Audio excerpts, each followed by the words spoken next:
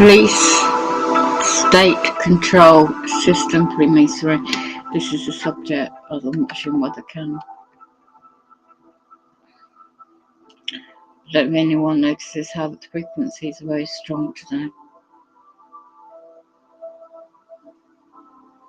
And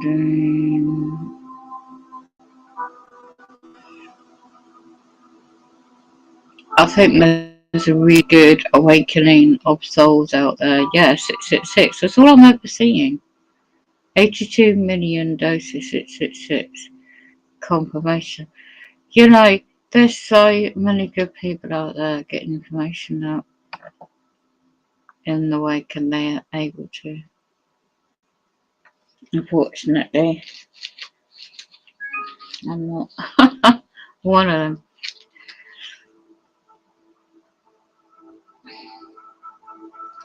You see, when you've got homeless, the poor, people absolutely desolate, and there's so much more I know that I can't say. And today was just one of those, oh my gosh, one of those days. Show my base, mind control, mind labs. There's shape-shifting. There's demonic entities. You know, it's not great, but I'm just observing life and our souls. It is changing. It is varying us, not us. For those are conscious and the decency about them. There's so much distraction. So I've got to just do some housekeeping. There's so much distraction. The police state's here. They monitor everything you do. You know, AI system, whatever. And they call it neuroscience. Yeah, neuroscience. Right.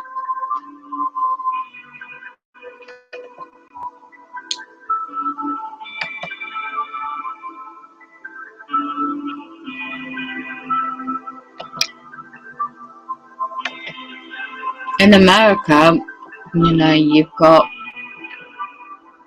well, there's so much going on.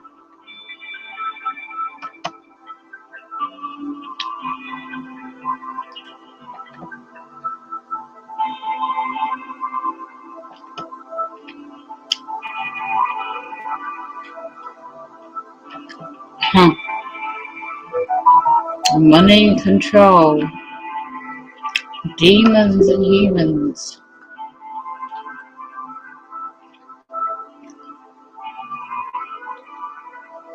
There's so many subjects. I'm just going to observe Scotland weather camera.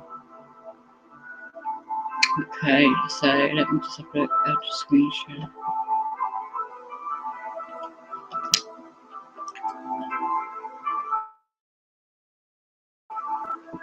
Drinking water before bed burns £46 in 2 weeks. If you are struggling,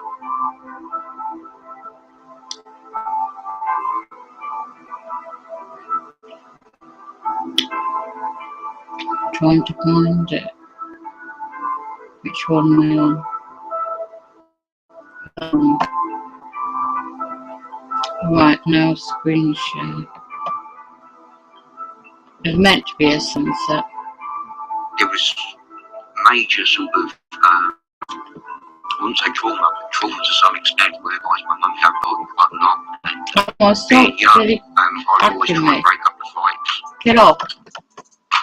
I've never underlined people need to. Hold on. This computer's being hacked. As per usual.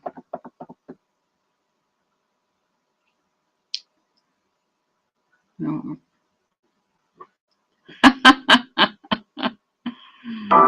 Live. It's been hacked into.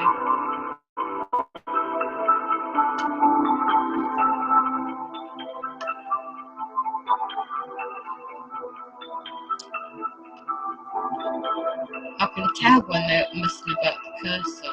Yeah, these demons take control. No, go back to where he came from. Right.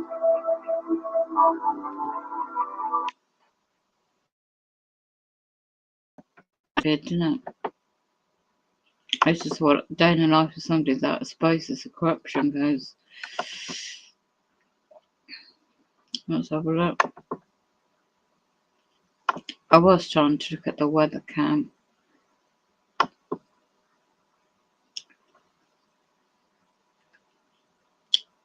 So, UK Boris Johnson, a shape-shifting entity. Oh, the mainstream media, so many good people are breaking down the truth and what they're doing to hide the true entities, the identity. Oh, can't stand it, makes my skin crawl. Everywhere I saw today was like they wanted me to see the 666. Ironically, somebody's done a really good video. There's a lot of lost sheep out there, definitely. Alright, just gonna find this weather cam.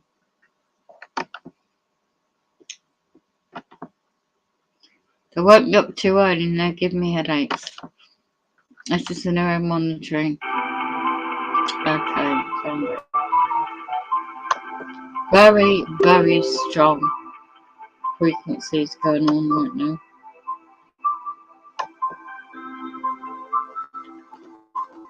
This is Scotland, live weather cam. Timestamp. It won't be that long, it's past 10. I'm putting it on a big screen. All that waste of funds in the Jubilee for 4 days. And yet there's bigger things to be concerned about.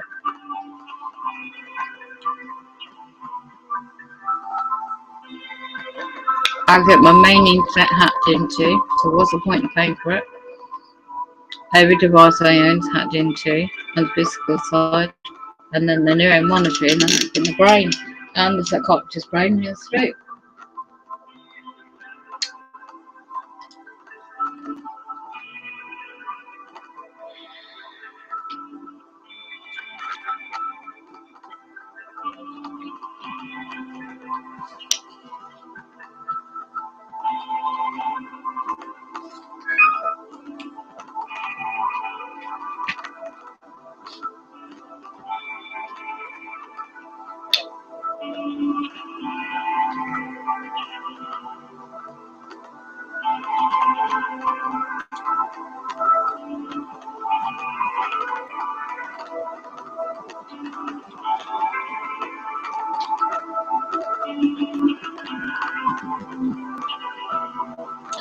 So what you had,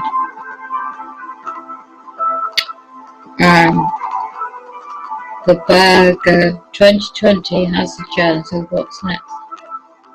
The 68th annual meeting conference had been adjourned, where some of the world's most powerful, influential people had a private off-the-record discussion. That is called Press for Truth YouTube channel.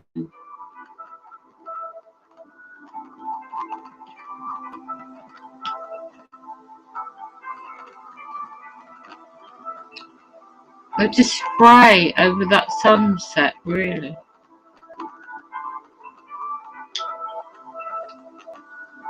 So different from years past for several reasons, although they all basically stem from how secretive the meeting was and related to how the announcement was made.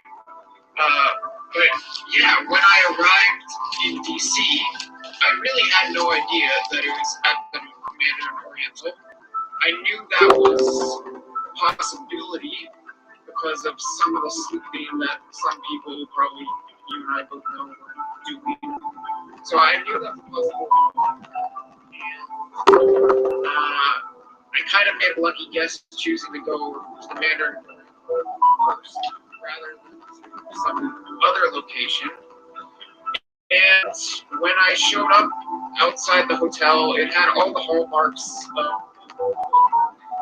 I probably don't need to explain to you, but maybe the audience isn't as familiar with it, where you've got a hotel that is eerily fenced off. It's just not normal for a nice hotel, a not so nice hotel, 5-star, 2-star, whatever, to be just completely fenced off and to have all these SUVs, these black SUVs outside with the tinted windows and cop cars placed variously varying spots outside the hotel. Just a really eerie vibe that you and I would probably both say, well, that's a Bilderberg vibe. But unlike in years past, when I showed up, or probably in your case, when you showed up at a hotel and saw all the hallmarks of a Bilderberg and was expecting it to be a Bilderberg, in this case, even then I still was not sure. And journalistically, I could not confirm that Bilderberg was actually taking place there until late in the day on Friday, which really shows you how secretive the event was, because the event started on Thursday. Presumably there was no one on the outside on Thursday. On Friday, I was basically the only person on the outside. At one point, I ran into a freelance photographer who just came and shot a photo of someone basically alone.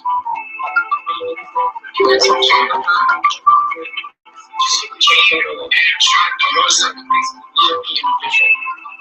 Other than him, I didn't see anyone else on the outside. Observers or press, obviously, police and security. But on Friday, I don't see anyone else on the outside. And because I still had some questions,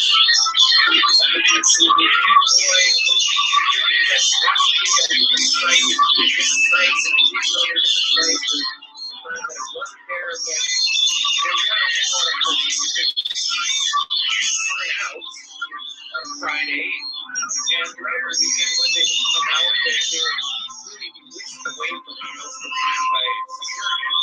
But it wasn't until late in the day, Friday, where based on a variety of factors, I was able to journalistically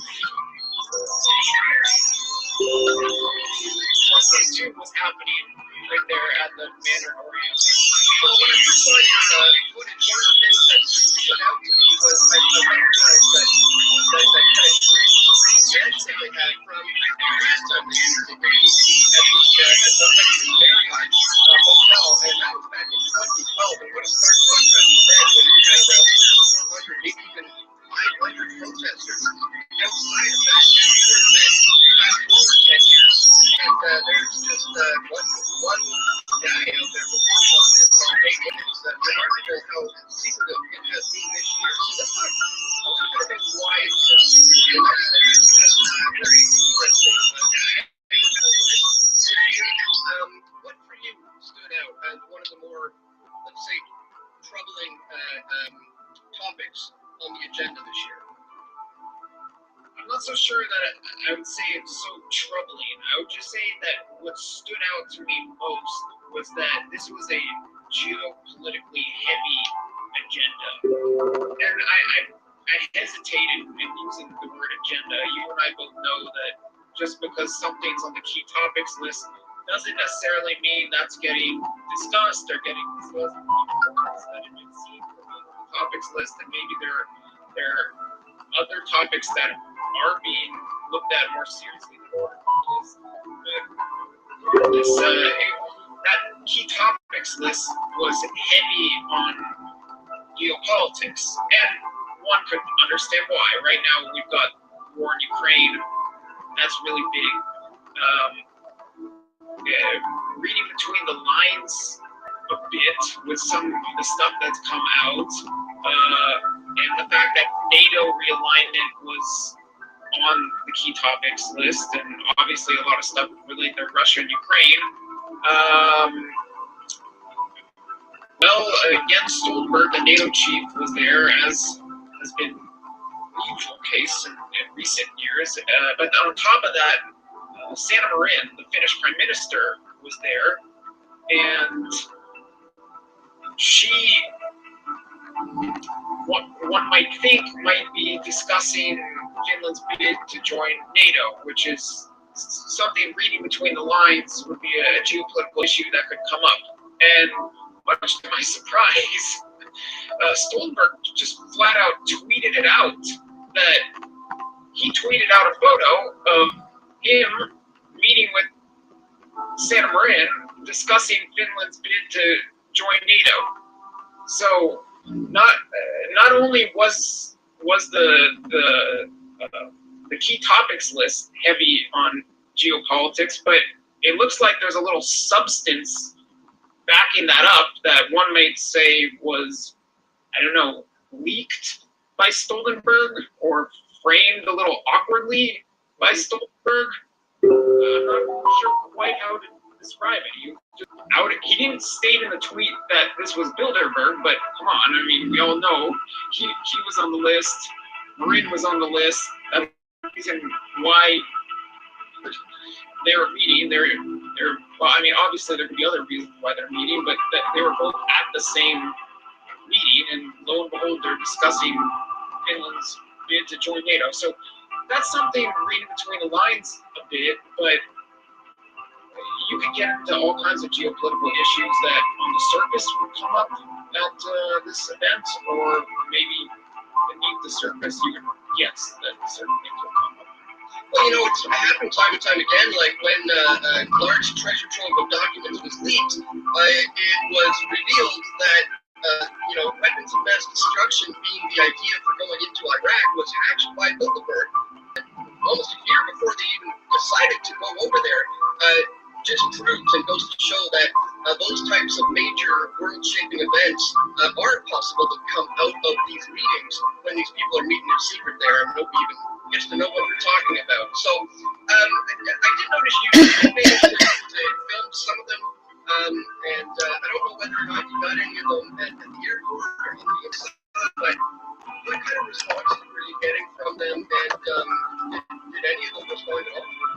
I did not sneak inside. that has been accomplished by some people. I guess you yourself were inside, like here.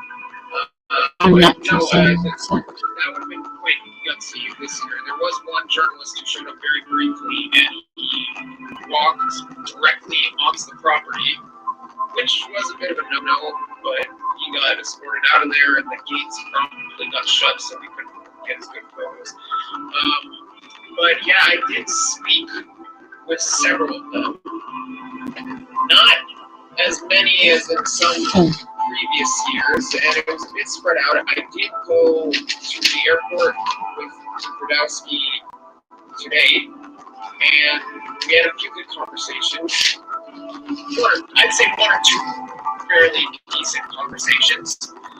During the meeting itself, the security personnel were repeatedly instructing. Granted, I can't hear what they're saying, but it's obvious from the motions. They're repeatedly instructing participants who wander out close to the sidewalk or even onto the sidewalk to get away from me, including the Dutch Prime Minister, Mark Rutte, who I would say somewhat peculiarly keeps coming back to Bilderberg, but I don't know, maybe he's more of an insider than appearing to be the Dutch Prime Minister, or maybe it has something to do with the Dutch royalty and the Netherlands connections to Bilderberg, but he acknowledged me, he didn't talk to me. There were a few who talked to me. There's one, I posted it on YouTube. It wasn't much substance, but it might be of interest to your viewers. Mark Carney kind of bizarrely showed up Saturday evening, doesn't enter like the participants normally do. He gets out of a taxi on the street rather than coming into just pops out of a taxi with a big grin on his face and saying, I asked him a couple questions, and he says, yeah, I'm showing up late.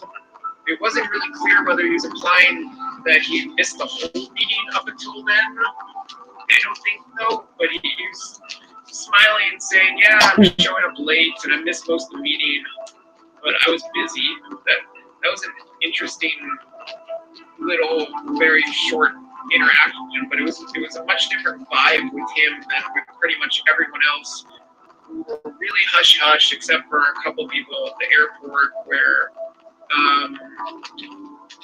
had an interesting conversation with a couple Danish women, one of whom we've spoken to in the past, both of whom are very green, let's say, which probably makes for an interesting contrast with some of the oil execs and the more conservative people within Bilderberg. But yeah, they had some interesting comments. Well, one of them in particular that probably aren't so representative of the group's views as a whole, although sustainability always is a topic for whatever that's worth. Well, I look forward to seeing those videos, and as you said in the beginning, it's so unfortunate that I'm not able to cover it this year. I started covering it in 2006, and I want to be there so bad, but I literally, due to my medical status, essentially, because I'm unvaccinated, Canadians, in case you're watching and didn't know this, unvaccinated Canadians can still not board an airplane, even fly domestic. So by the time I had learned of Bilderberg, it was already far too late. I would have had to drive across the border. I wouldn't have made it there in time, essentially. So I'm so glad that we were able to make it there and continue that coverage of what we've been doing over the years. And today is the final day. It's pretty much over now. It's getting late. But what would you say is one of the bigger kind of takeaways from this particular year? I know you mentioned, it's very geopolitical heavy. I think there's a lot of tech being represented there as well. So what's your main takeaway from this year's conference? Nowadays, there's always a lot of tech representation there. That's pretty much a given. I'm still trying to process it all, and I have some frustrations as well with how it played out and maybe what more I could have seen or who else I could have run into. If there's any takeaway, it's just that there's so much mystery and intrigue still remaining surrounding this event. Like I know you put out the video about Christine Freeland. You're far more versed on that than I am. If this were years past, probably a lot of the chatter on the outside would be about Freeland and the Arizona Senator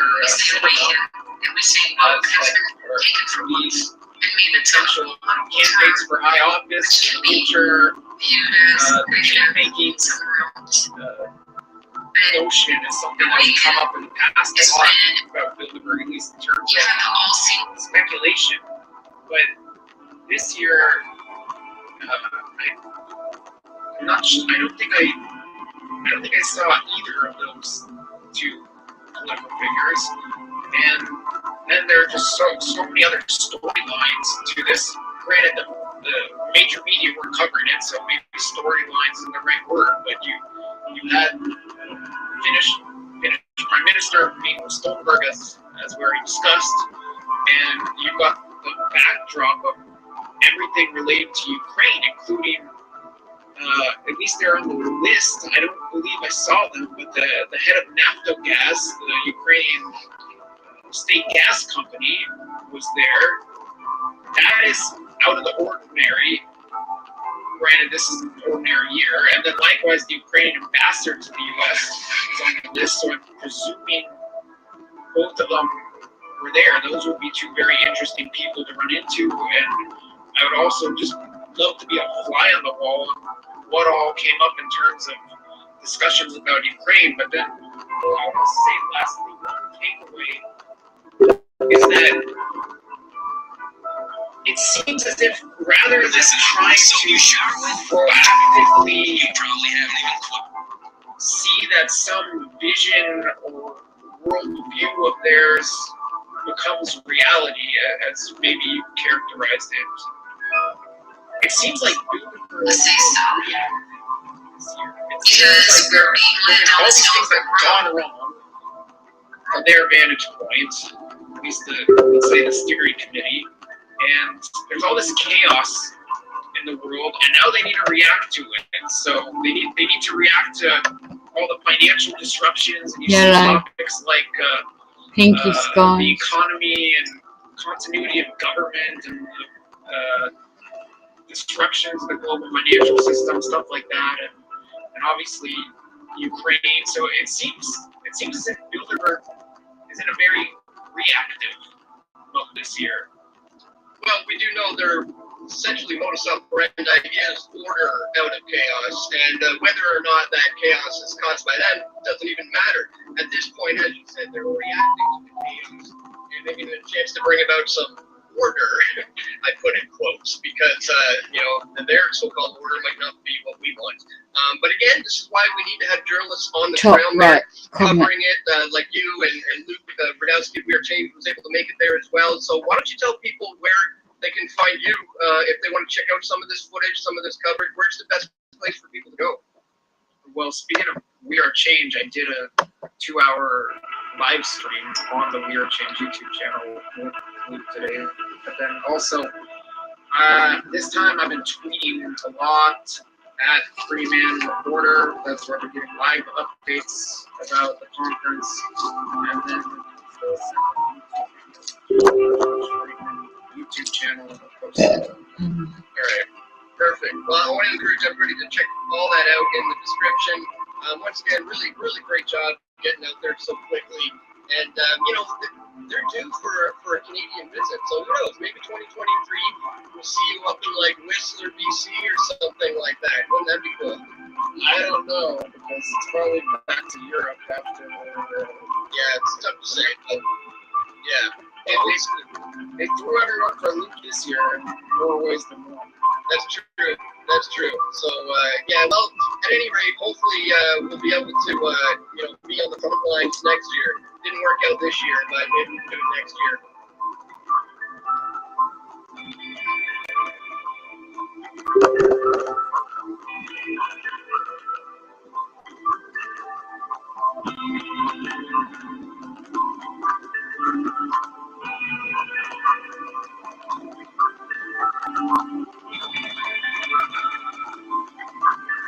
Shape shifting demons. It's demonic. The world is demonic.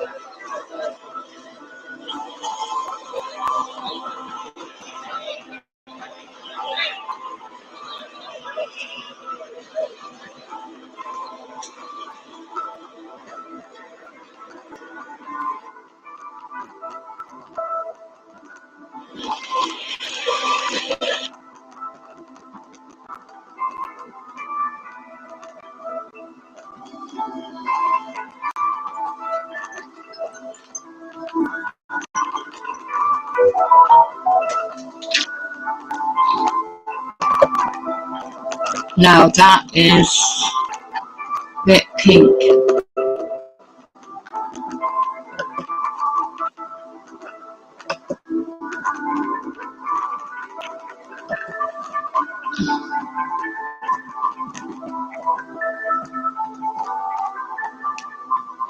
It's not only me watching. Bye for the dog hit it, okay? Let's see if the sky flashes red. So it's just so much deception in the skies. Nebrew, Planet X, Winwood. Just watching the weather. Get waking up too early and then I'll watch the weather and I'll see the red iron oxide and so much more. Ugh. It's getting colder. It doesn't change again.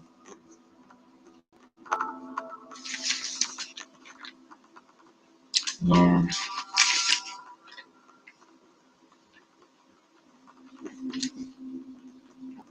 There's so much going on in this world.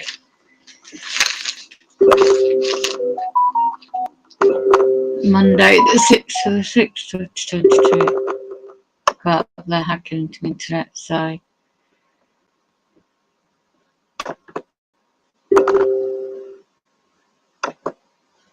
we keep hacking it.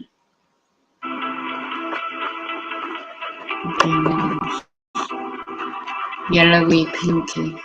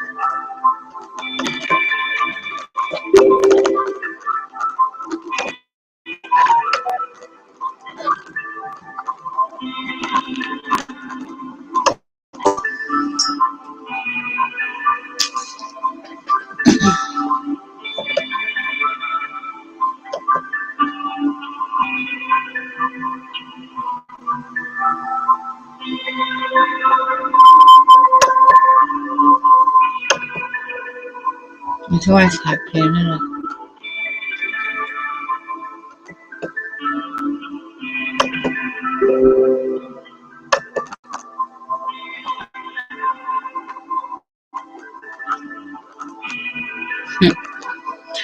Who else is watching this?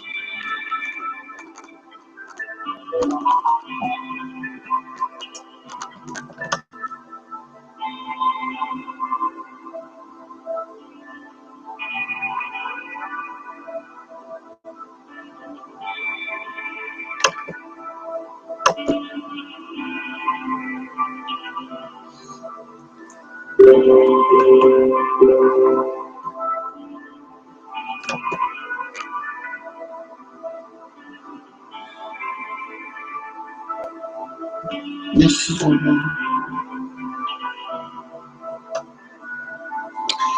this is a channel to go and watch. Against the Grain YouTube channel. This is a load of like distraction.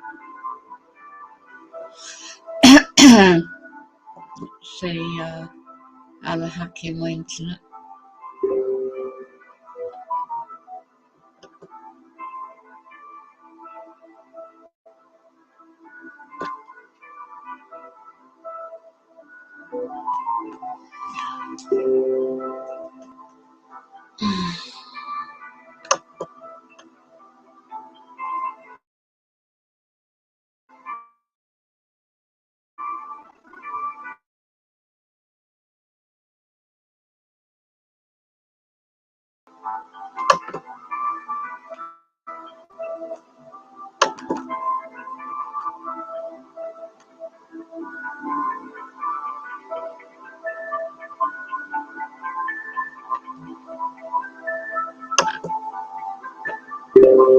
Yeah, let's hack my computer.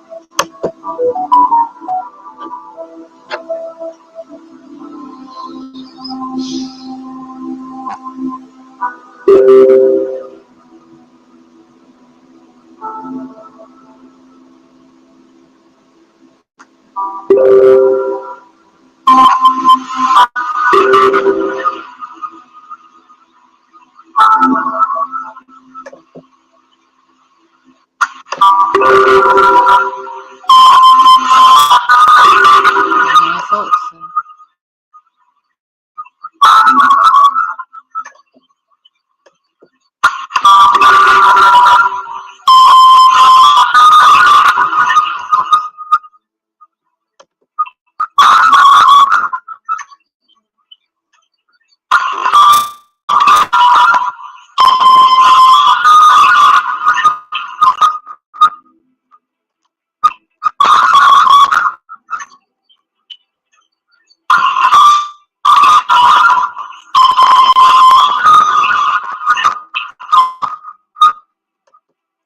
Wow, you're so desperate to look at this, hacking this channel.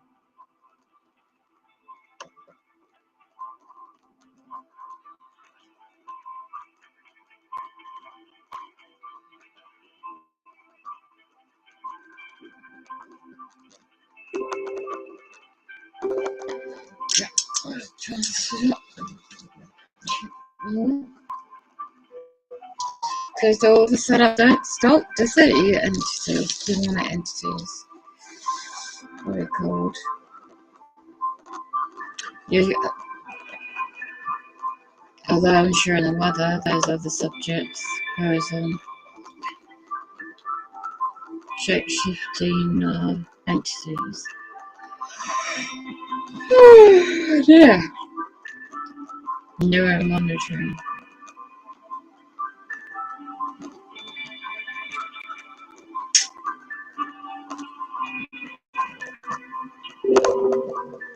The radiation is really, really strong today.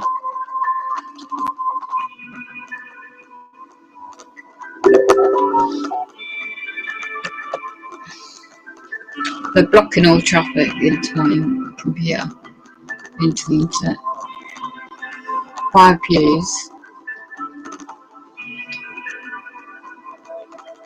You see, as soon as you mention the word police control state system, freemasonry, it's more than freemasonry. So educate yourself to log. Right, let's go back to the weather cam.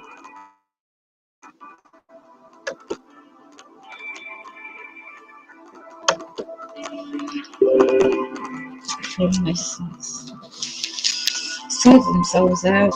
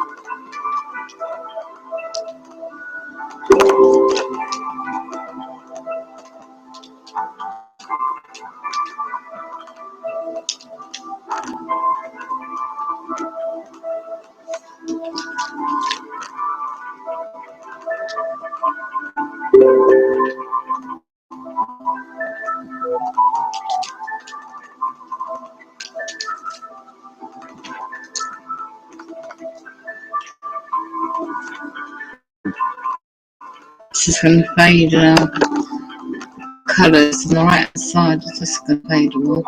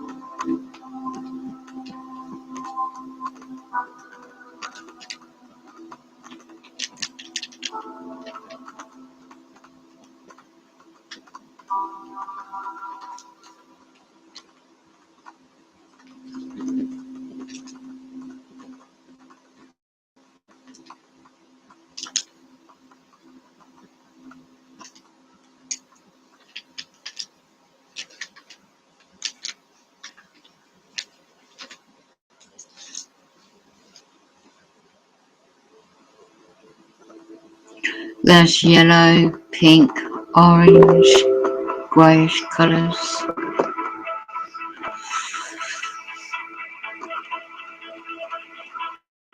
It's one of the ones on that hilltop in Scotland to see all this themselves. Who knows?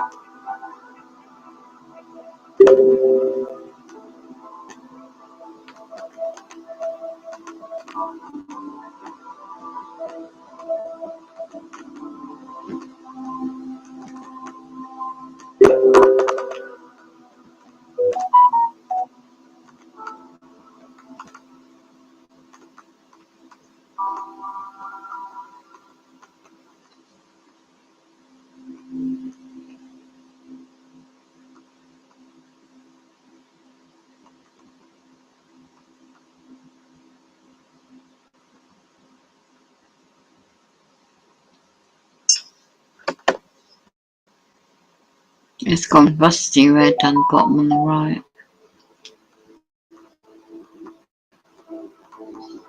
No, stop raiding my bloody body, that wouldn't.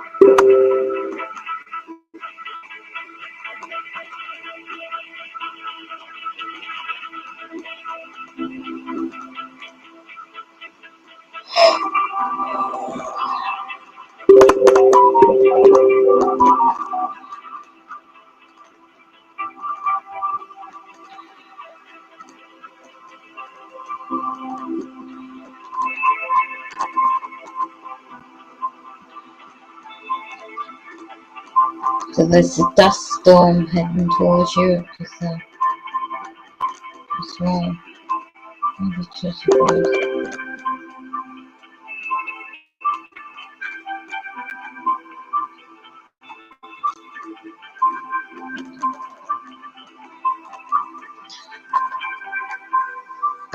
right, I'm gonna see what 666 is about.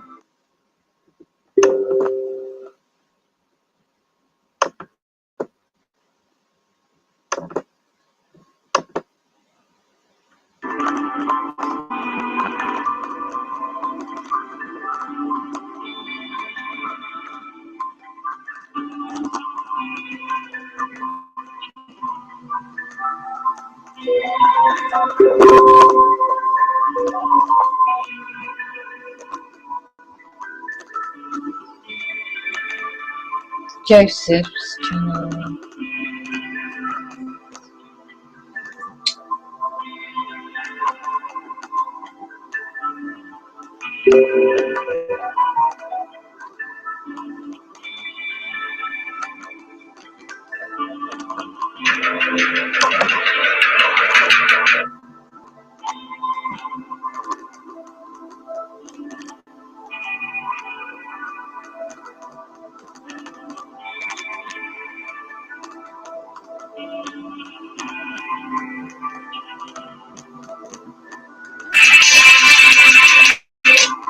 Skull and Bones.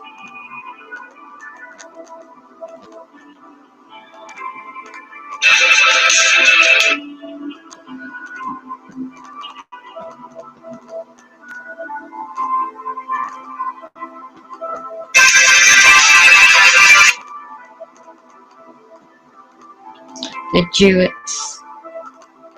Yeah, and their years of deception.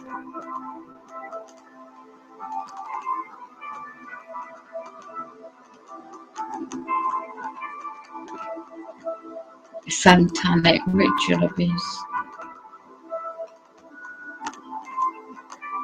They manipulate the weather, they do all sorts of things in the flesh.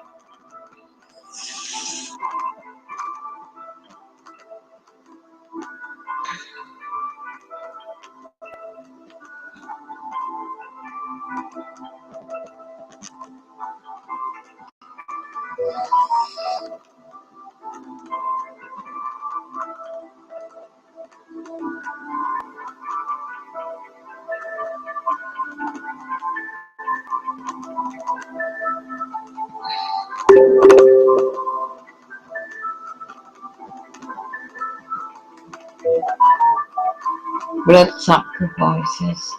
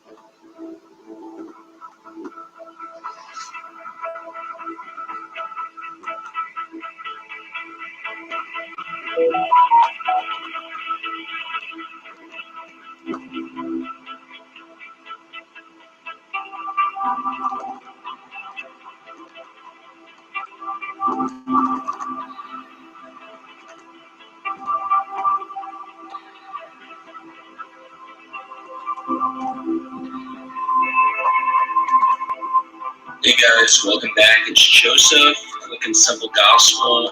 Yeshua, Jesus, came to this earth, lived a perfect 33 years, was crucified on a cross for our sins, buried for 3 days, he rose from the grave on the third day. We are saved through faith in Christ and Lord under the name. Amen. So guys, in the news yesterday, Bon Jovi founding bassist Alec John Such dead at 70. Alec John Such was a founding member of the band Bon Jovi. Alright guys, so we're going to break this down all by the numbers using gematria, which is simply letters as numerals. And once you learn the simple code of coding letters into numbers, you can see right through this scripted, coded news every day. And guys, what I believe we have here is yet again another ritual sacrifice murder by numbers. Alright, and this time it's Alec John Such, founding member of Bon Jovi. Alright, so the first thing that stood out to me in gematria, Alec. Planet X News is taking images of someone else's. Naughty boy.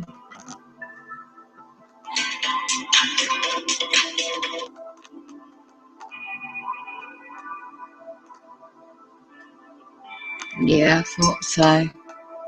He takes images of someone else's and writes it down as his.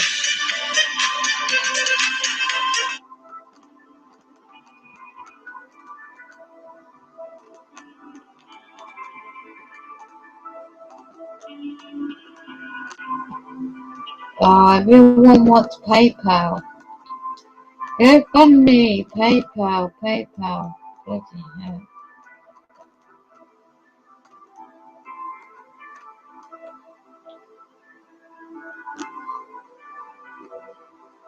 Good gosh.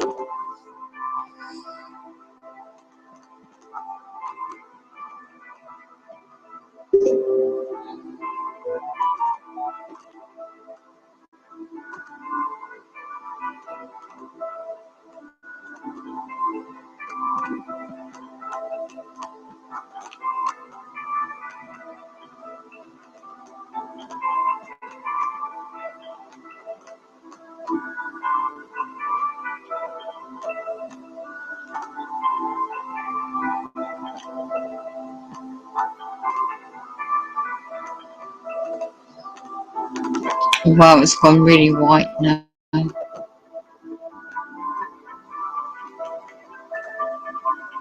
I'm not not reading the chat at the moment if someone's commenting.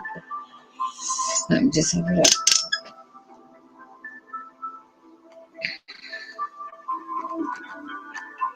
It's gone white on the right hand side and pink.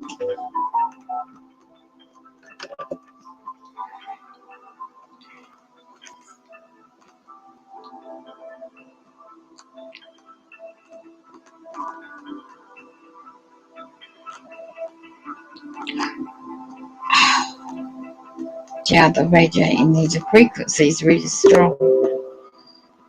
The radiation effect.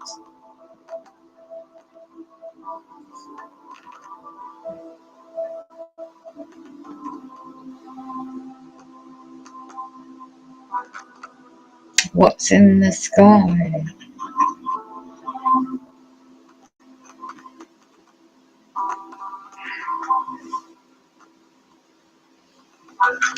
Well, the comets on the right hand side. In the sky.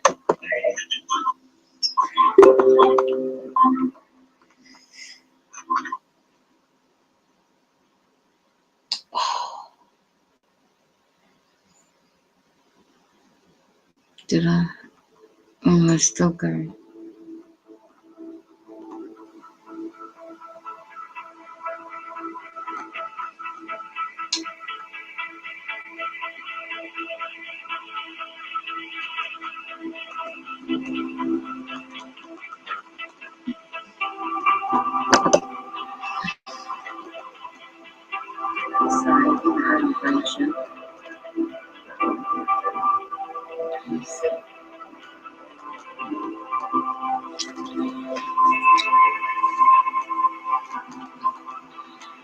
Seems like a good catch. I've been seeing those on that cam too.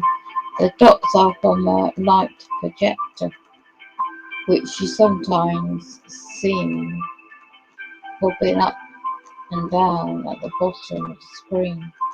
The Final Days channel has a lot of videos on that. Talk about fake reality. Oh, so damn right. That's why I watch your weather cams. Wow. Some really good videos. Holy God, I won. You've got some good videos. Oh, wow.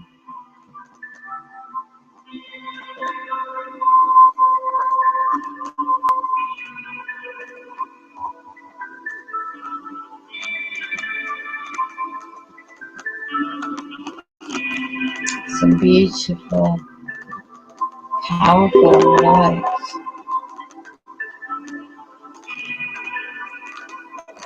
Don't pop-ups in the way.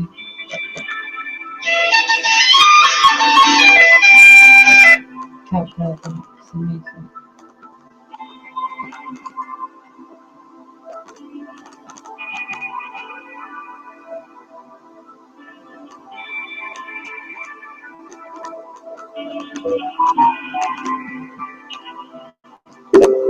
Yeah, Jesus is the only way.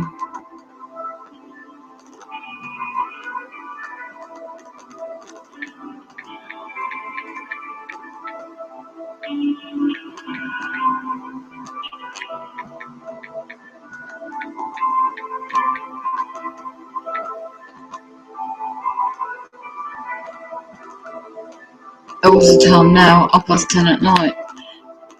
Officially, the sun in England and Wales, Scotland, is meant to have gone down. Let's have a look at the forecast. Time which has gone down. It's very cold. The temperature's dropped.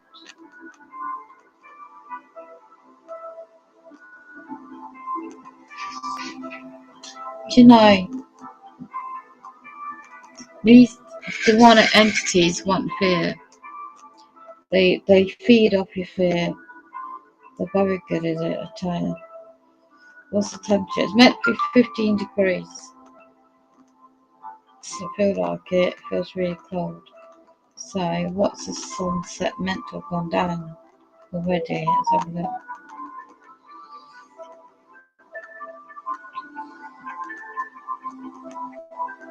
Let's have a look. Oh, yeah. Oh my goodness me.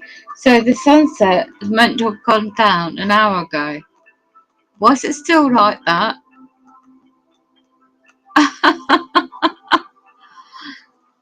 On UK Met Office website, it says the sun sets at 9:20. That's over an hour ago. Do you think they're manipulating with the weather? Let's get it off full screen now. Let's get it off full screen. Hold on, I've been hacked. Get off my bloody computer. Ugh. Stop controlling my mouse. My cursor. The bloody nasty demons. Right. Get rid of that.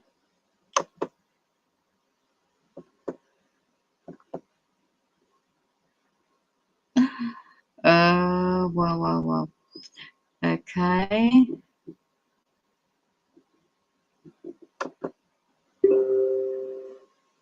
Okay, so it's played back. So there you go. Basically, not correct. Whether I'm going to end the stream because it's not what I need to get some rest. I've got a couple of things to do. Prepare for the onslaught of tomorrow. It is the Freemasons, demonic entities out there. But I won't screen share this. Nope, we're not doing that. Okay. So, right.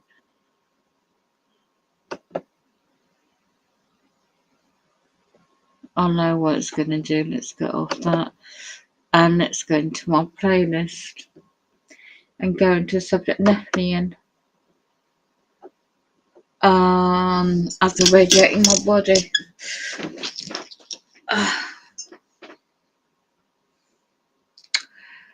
Let's go back. They keep hitting my nerves and my bloody muscles.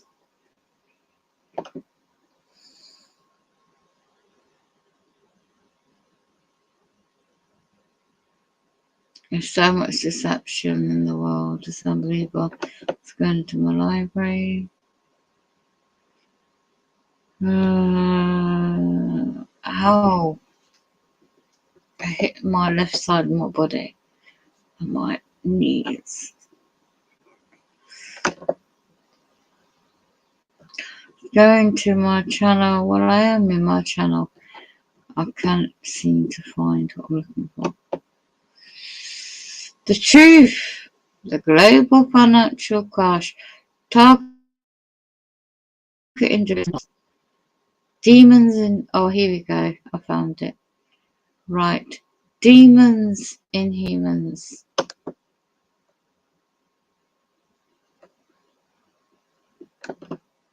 Let's have a look at my other playlist.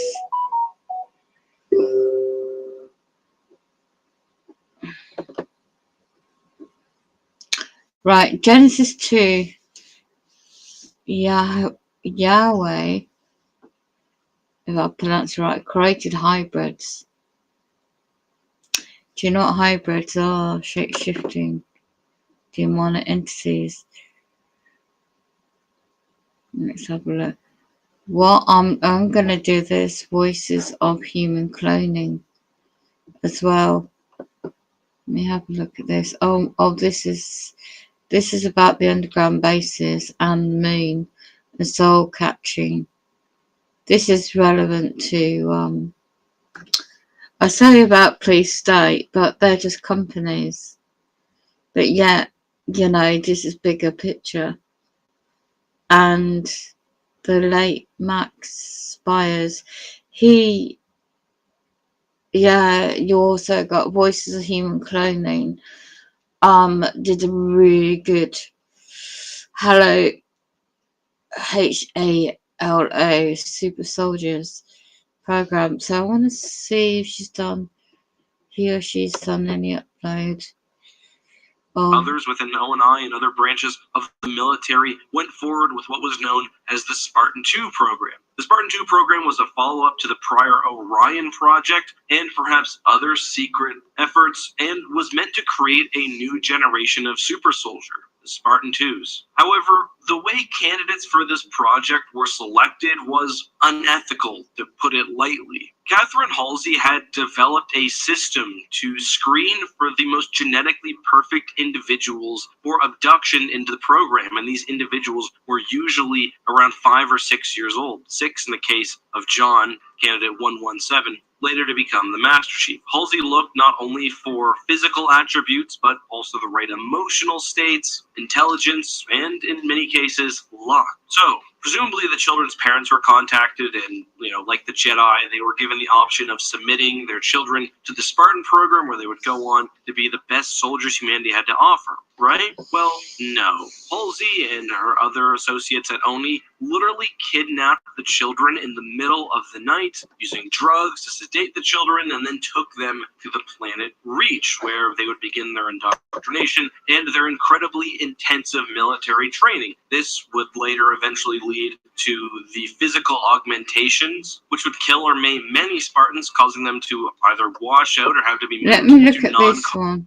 Reference to. Jesse was wondering, can the Nephilim spirits abide in a human body? Can they possess and live in that human body? Well, they can, but it's, unless you're an adept, seemingly it's going to be that typical exorcist scenario, very, very much a war that goes on. Now, if you look at where our technology is going, though, and you go back to what I said, they even like to carry it. They need a dwelling place for their spirit, where they're not going to have this war. So I think that's why you have maybe transhumanism, but that may not be free of the original spirit. I think more clone bodies of some sort that will not have a natural spirit, that they could, mesh their spirit in with that soul and its body, give its life, and interact in the end time with that. A lot of people think that they can be in technology.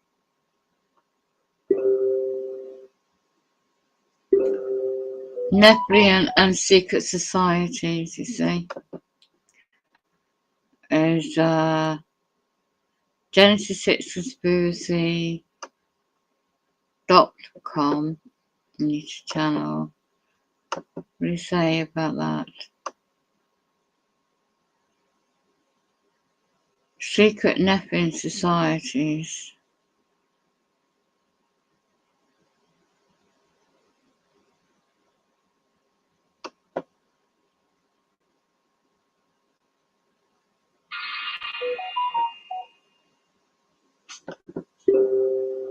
I think it's an audio.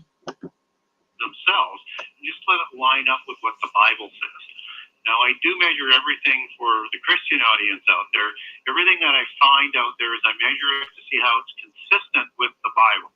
And so I don't get too far down the sort of the rabbit hole on this, but I certainly use those other sources for context. And so what I've done is I think I've created the most comprehensive book on this subject. And I've got one narrative which nobody else has done. Everybody else tends to write on small slivers of this whole genre. And this genre not only includes, Bible prophecy in the end time, but it's also got a little bit in there on the alien mythos and a whole bunch of other things that people might be interested in. Wow. So yeah, you cover a heck of a lot in this book then, for sure.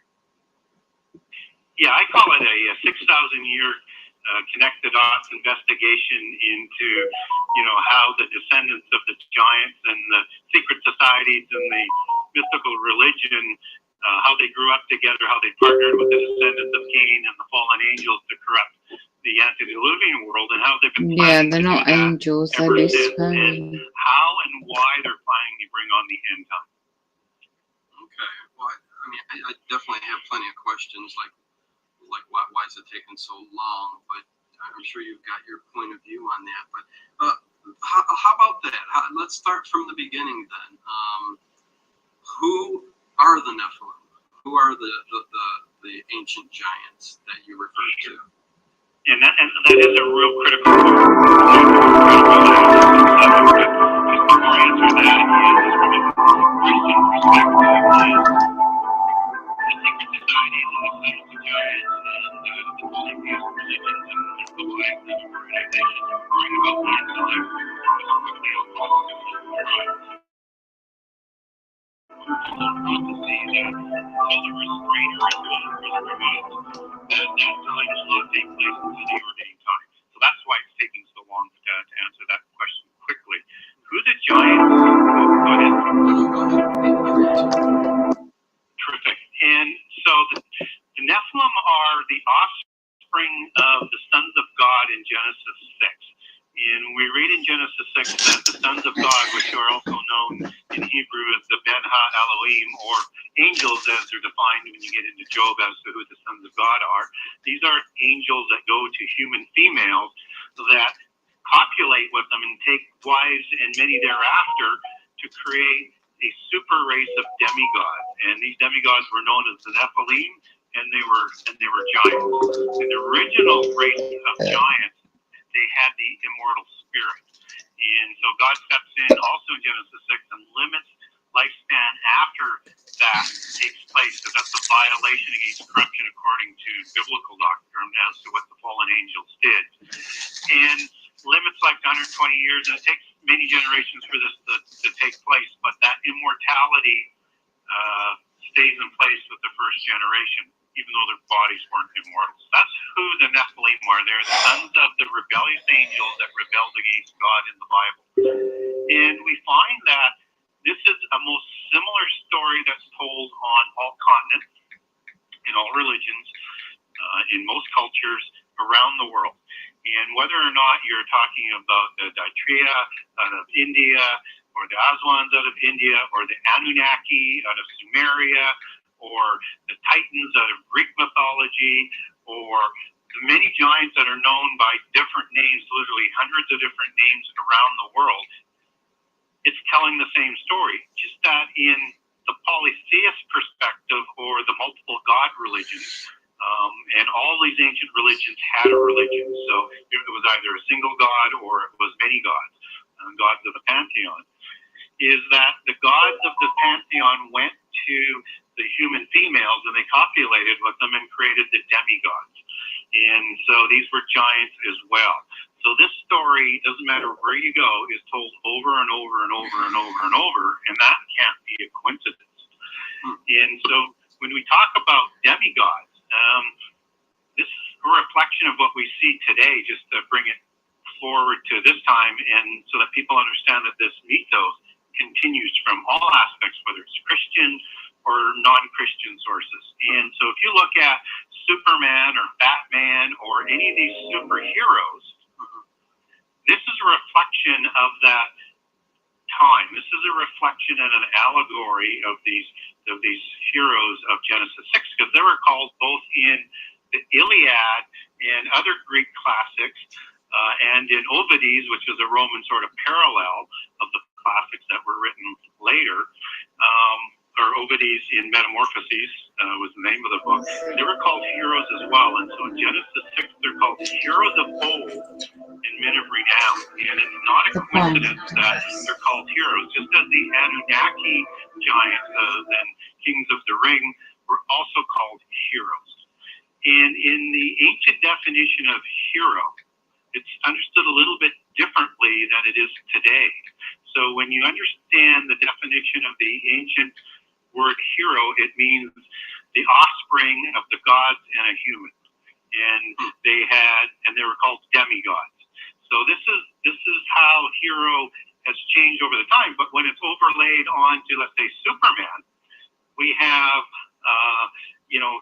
a very, very much a parallel story in a modern allegory, because if you dig into Superman, his father is El from the house of El, And if you're familiar with biblical and religious language of God, El is either an angel or a god, depending on which religion that you're in. And it's a shining one, which, of course, angels are shining beings, as were the original offspring of the angels. So this goes back to the house of El. So this is of the house of angels, as the allegory would go here. And Superman, he has this logo that essentially has a stylized inverted pyramid, because pyramids are all part of the same sort of allegory and legacy and history that's on all continents in pretty much all cultures, as we're seeing more and more and more of. To the And final it's got days. this Today is stylized Wednesday, April S 6, in there, 2022. which is more like a The snake. purpose of this channel And is that's to show really, viewers really that we important are when you living in the start to very last understand days, what the according to the angels Holy look like Bible. who produce these. This footage from the offspring, and therefore south-facing what the weather offspring camera look located like, in because Kiana, they look just Alaska, like shows And that's 3 where all different of the planets. snake and dragon imagery comes from, is the appearance of the angels and the appearance of the Nephilim. And so the seraphim angels, and for By the way, it's Christian true. audience, seraphim comes from Isaiah 6, depending on which translation that you're going to use, seraphim or seraph. And it's in reference to this ministry, not this ministry, this order of angels called the Watchers or the Grigori, for those who are familiar with the mythology of the giants from outside biblical sources. Right? Oh, yeah. And so... And many would call the Watchers aliens, too, but I guess that's the alien, ancient alien story. And again, that is identical to what There are the Bible planets. says, only that they look at the FAM. aliens as being not as great of an intelligent being or evolved being, or however you want to look at their mythos, but they tell the same story. They just don't raise them to godlike status. They're just this evolved sort of society and culture, and come from several planets. But if you get into Sitchin's mythos on it, what he writes about is that they actually mate with human beings, and there's two Welcome different to the final days. levels Today is of January these 26, Anunnaki, 2022. He does believe Today that we're going to see some fascinating So, FAA again, footage of the moon story. projector being But what I off wanted to get to by just more than before 2,000 miles.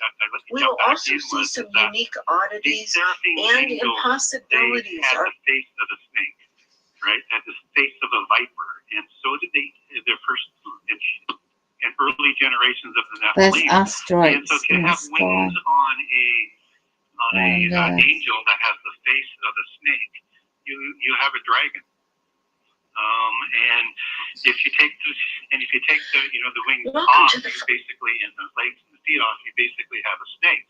And this is relevant from the fact that if you look at the serpent in Eden, we don't hear about the description of what a serpent looked like before Eden, only afterwards, where it crawls on its belly. And so, as other sources would dictate, particularly the Gnostic Gospel, they'll talk about the serpent as being as big as a camel. 10 to 11. So go on. Some had wings, and others had arms and hands, but they both had feet, and it was a very highly intelligent animal, only second to Adam and humans, and that this animal was absolutely punished for taking part with the fall of Adam in Eden.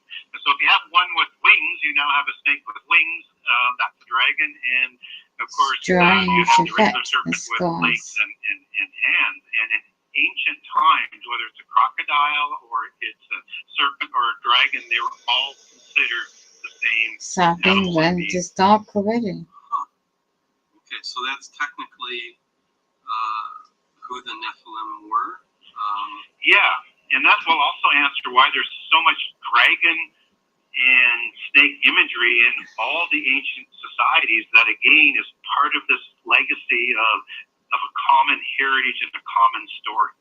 Oh my gosh. And you might have a different time frame. All the white strange guys as well. Believe in the creationism, but I mean, how long are we talking? That's not true. Time frame wise, where the fallen angels came and copulated with the human females, and the Nephilim were born. How long? So I am a bit of a Christian contrarian, and I'll put that on my biography, and that's on my book as well. So there's a few different ideas as to when this happens in terms of the rebellion. We certainly know when they went to human females, which was, between, it was the 6th generation of Adam. But when the rebellion actually happened, because it was the Watchers or the Grigori or the Seraphim angels which governed the antediluvian epoch and after the rebellion. So a standard sort of understanding from a Christian perspective that most people like to do to try and put a square peg into a round hole, so to speak, is they say the rebellion would have happened either just before Eden or just after Eden. But I would look at it a little bit differently. So from a Christian contrarian perspective is if I look at what it says in Genesis 1 in the days of creation and the Eden account, and I get into the creation of the humans and the plants and everything, it is a distinctly different story than Eden. And I can't reconcile the two stories as being the same. So I'm one of those people who does not believe the Bible contradicts itself. So if that's the case, and there are contradictions, and that is the case, then I believe they're talking about two different stories. So there's a gap there, in my opinion, between day 6 and the Eden account. And would also answer who Cain married and who he was afraid of and why he had to have a mark and where he got his wife from and why he built a city and high walls if there is just him at that point in time. It starts to answer a whole bunch of different questions if you look at that as being differently. And I like to give this out on a lot of shows that if somebody wants to know the differences between Genesis 1 and Genesis 2 on the creation account, then just get a hold of me through my website and I'll shoot you an email on it. I'll give you that information. Secondly is you could also look at translating Genesis 1 to Genesis 1:2 with a gap in it, is what Christians would call it. And again, I have a handout on that if people want it. So if people say, when did the rebellion happen? I would lean between Genesis 1:1 and Genesis 1:2, because how you look at the narrative and how you translate that from Hebrew, it can equally be translated that after in the beginning the earth became void and formless. And I can get into the detail on that if you want, but that's a little bit hard on Christian doctrine here. But if people want that for a handout, I can send it to you. So what I don't do is I don't get hung to the 6,000 years between Adam and today. What I look at is there's two possible gaps. Okay. And you can get into whatever you feel like getting into. That the more info, the better. But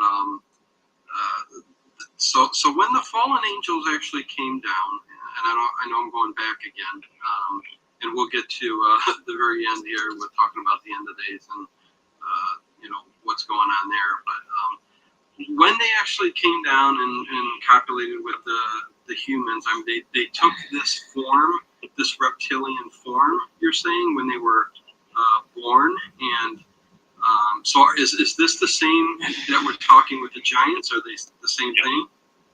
Yeah, so they had the original giants had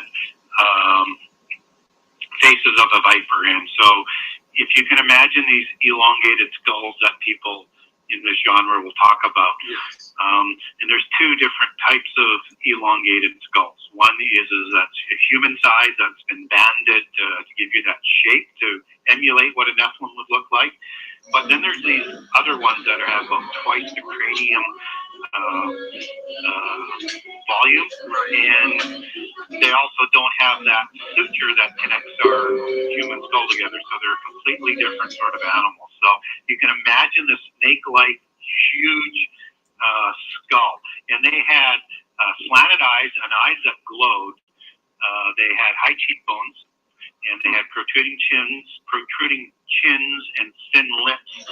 And if you want to get a bit of a glimpse of what that might look like, is go to a King Tut museum, and there's lots of them on display all the time, whether it's in America or Canada or England or wherever, or look up and go on the internet and get a picture of Tutankhamun's father, Akhenaten. And that is circa 1250 BC, and so this is way after with diluted bloodlines, and you're seeing a snake-like face. So you can imagine what this looked like. And they also had long necks, and Anakim, which are a race of giants in the Old Testament after the flood.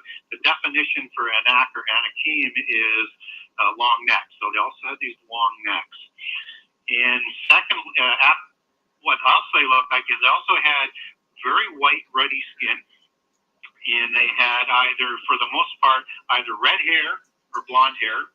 And if they were red-haired, they had green eyes, and if they were blonde-haired, they had blue eyes. Of course, that goes into this whole Aryan mythos as well, and all intertwines into that as you peel back that onion or go down that rabbit hole. And above that, these weren't just taller than normal humans. Like, they weren't 8 feet tall on the original ones. And in fact, if you're talking about Goliath in the Bible, and most people look at it as him being about 8 feet or just above, if you used it a royal cubit because he was a king of Gath, and all the kings would have used the royal cubit as well as the common cubit, which they used to calculate the 8-foot size of Goliath, he would have been more like 11.5 feet, and God in the Old Testament would have been more like 15 feet tall. But the original Nephilim is thought to be 20 to 40 feet tall. So these are monstrous beings, and they just weren't tall, slender. They were stocky, strong, horrible-looking beings. And if you look at the normal sort of height to breadth ratio of a human, it's on average about 3 to 1. These ones were about 2 to 1. So they're incredibly stocky. But as the Titans were referred to, they were very adept and fleet of foot. And so very good at being a warrior and able to dominate humankind with such tremendously overpowered characteristics. Wow. So, but they were definitely humanoid appearance to S9999. What number plate has that with LA? And that's why you see, like, even with the Egyptian dynasty, why the cobra and the snake is so popular. And in Sumerian mythology, the kings were called serpents and the gods were called serpents. And you've got all of the serpent mythology that goes through the Cisha Maya ancient history and back to the Toltecs and back to the Olmecs and back before the flood. And that's why you've got all of the dragon parents of China were all dragons and snakes. It doesn't matter where you go. It all goes back to the dragons and the fallen angels and the offspring that they had. Right. No, yeah, definitely see that in every culture and history. So yeah, it's 100%. But let me ask you a couple questions here too, and see what you have to say about it. What happened to the fallen angels once they? I mean, because they're not around right now. I mean, or are they? Yeah. What actually happened to them? Did they reascend? Are they still around in a different form? To Project some are around and some are imprisoned. So all of the ones that did have, and a third of the angels rebelled at the time. So there's a lot of angels. And do you know exactly how many fallen angels there were? Does it say in the Bible? Go look at declassification documents and research. There's some guesses at it, but I mean, we are talking, I don't know whether we're talking billions, but one can imagine hundreds of thousands anyways. So, I mean, this was a significant population. And somebody may correct me on that, but I don't believe there's an exact number given anywhere that I've been able to find. Certainly not in the Bible. But what we do know is a third of them rebelled, and there are a lot of them. And so the ones that did violate the laws of creation and did have sex with human females, they were able to do that, but it was a violation against the laws of creation. So after the flood, those ones were imprisoned in the abyss, as well as if anyone after that. There's only 3 ways you could have Nephilim after the flood. One of them is that just behind so much deception. If those ones had sexual violations against humans, then they would be in prison as well. But not all fallen angels were. Now, in with the fallen angels in the abyss are the worst of the demons. But again, not all of the demons, because again, in the New Testament, you see Jesus dealing with demons quite regularly as they possess them, and there's a very famous set of demons that are often used in horror movies called Legion. Yeah. And there's many of them, and they were afraid that Jesus was going to send them to the abyss before the judgment, right? So I would just like you to welcome up someone who is not familiar to most of you, but his work is very solid, and he actually knows how to do a presentation as well. Mr. James Bartley. Today.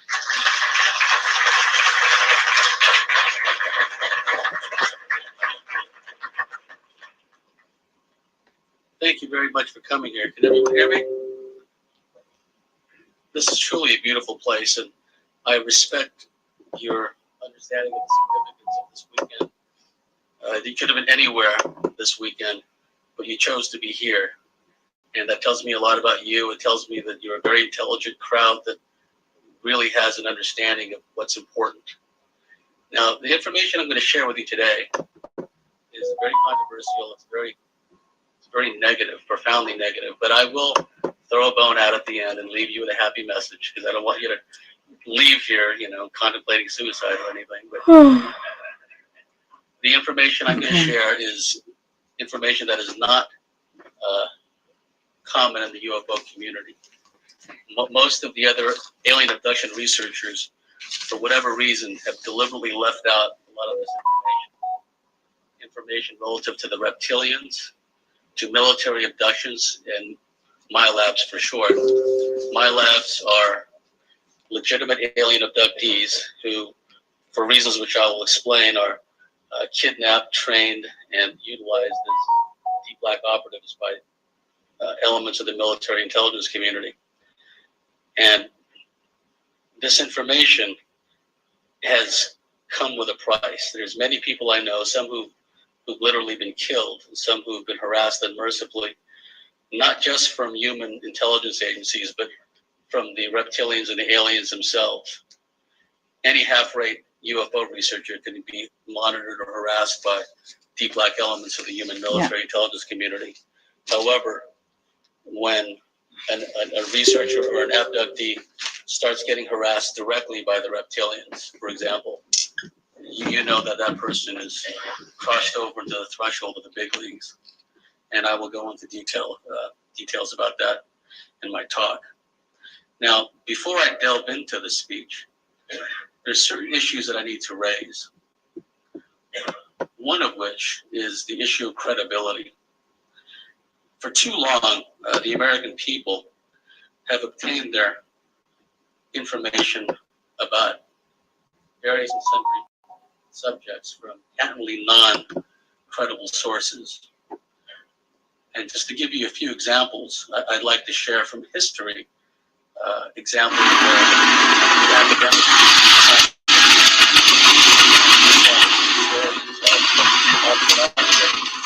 in effect dumb down the public.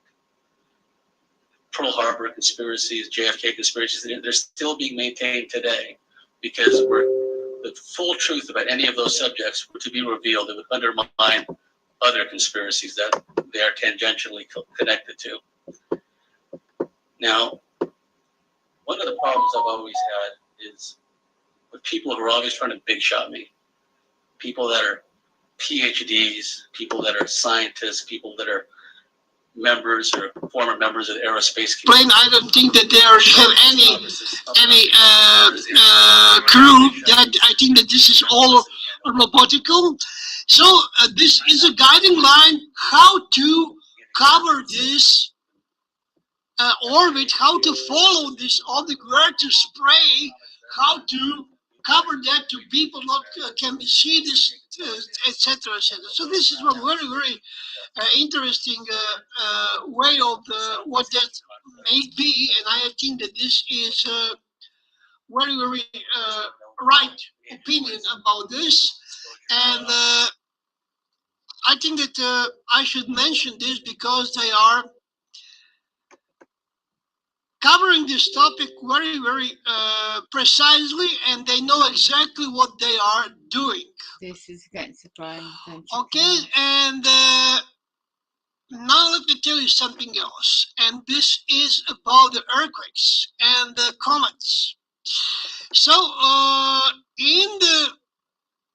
as I told you on my system, I found out that the comets and their orbits, especially local orbits, cause the earthquakes on the earth, on the ground, if you wish.